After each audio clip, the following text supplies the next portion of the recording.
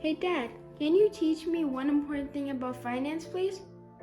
Um, sure. I have a minute. Come on now, sit. All right. Here's one of the things that you must understand. You gotta understand how to live on a budget, okay?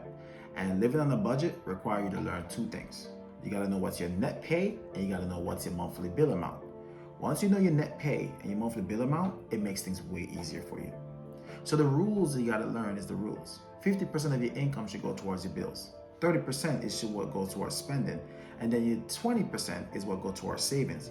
You also gotta know what is the formula that you use to calculate this number. You're always gonna take your net pay, times it by whatever percentage, and that actually equals the amount of money that you will need to put towards the bills, savings, or even spending. You also got to understand how to make sure you create 4 boxes, right? So once you create these 4 boxes, you got to make sure that there's a rules box, a bills box, a spending box, and also what's called a savings box.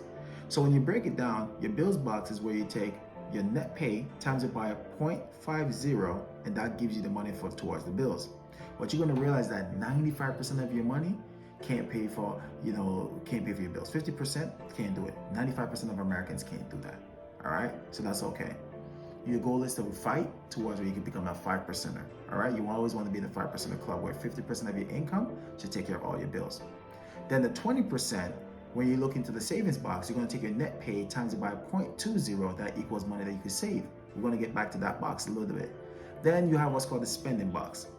Net pay times by 0.30, that equals enough money for you to have enough for spending.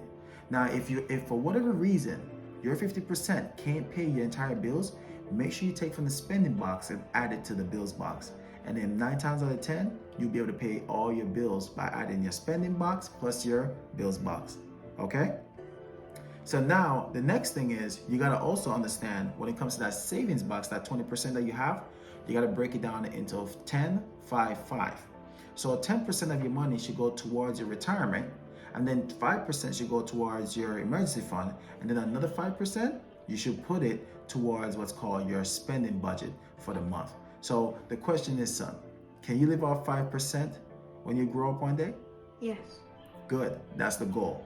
So I hope that helped you. I hope that resonated with you.